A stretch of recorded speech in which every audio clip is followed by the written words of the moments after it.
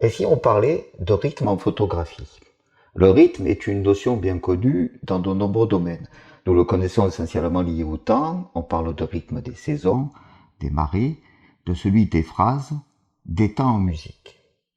Mais il peut aussi s'appliquer aux arts visuels et le temps est remplacé par la notion d'espace.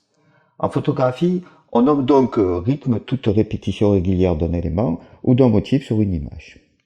C'est la répétition des formes positives séparées par des espaces négatifs qui va donner le rythme.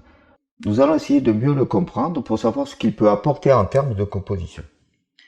Une fois que l'on a expliqué que le rythme naît de l'agencement, de la combinaison des répétitions et des pauses dans la construction de l'image, dans sa composition, on a tout dit et rien à la fois. Le but du jeu, c'est de guider le regard de l'observateur de votre photographie. Et pas n'importe où. L'impact le plus important dans le domaine de la composition, c'est que le regard est guidé hors du cadre. Vous stimulez l'imagination de l'observateur. Pour rappel, on parle dans la vidéo sur le cadrage de l'importance du hors-champ. Attention, la notion de rythme ne s'arrête pas à la notion de répétition. Oui, la répétition donne du rythme, du moins quand cette répétition est plus ou moins ordonnée. C'est l'agencement, l'ordre que l'on donne à cette répétition de motifs qui donne le rythme. Reprenez l'exemple de la musique. Il ne suffit pas d'aligner des notes, il faut que leur répétition donne du sens, de l'harmonie. Sinon, ce n'est que du bruit. Essayons de différencier ces rythmes visuels. Le plus évident, c'est le rythme régulier. Comme nous sommes dans le domaine du visuel, le rythme régulier, c'est quand les motifs qui se répètent sont identiques et l'espace négatif qui les sépare est régulier. Les constructions humaines apportent de nombreux exemples comme les places de parking. Un rythme visuel régulier, c'est apaisant, car la lecture est simplifiée. Le risque, c'est l'ennui. La régularité, c'est lassant à forte dose.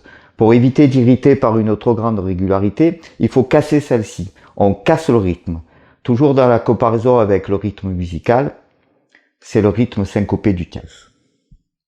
Si on apporte une dégradation progressive dans le rythme, on parle de rythme progressif. Il peut s'agir d'une augmentation ou d'une diminution de taille, de nombre, de couleur et bien d'autres caractéristiques.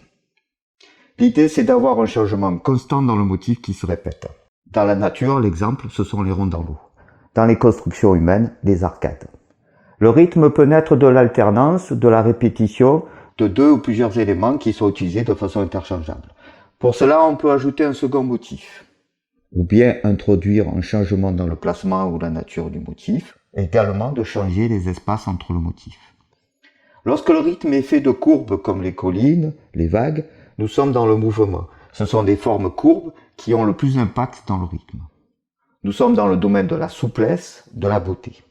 Le rythme peut aussi naître du caractère aléatoire. Prenez une foule, c'est bien une répétition d'un motif, ici des personnes, mais sans ordre apparent, sans espace régulier. Il y a pourtant bien un rythme visuel qui se crée. Le rythme est un élément puissant de composition, mais peu employé. Car si on s'attarde sur la répétition des motifs, sur la régularité, sur l'espace négatif, on ne fait pas souvent le rapprochement de tout cela par la notion de rythme. Plus que jamais, je vous invite à sortir, prendre des photos en ayant en tête cette règle de composition afin d'apporter un plus à vos clichés. Et sinon, à bientôt sur Juste une mise au point.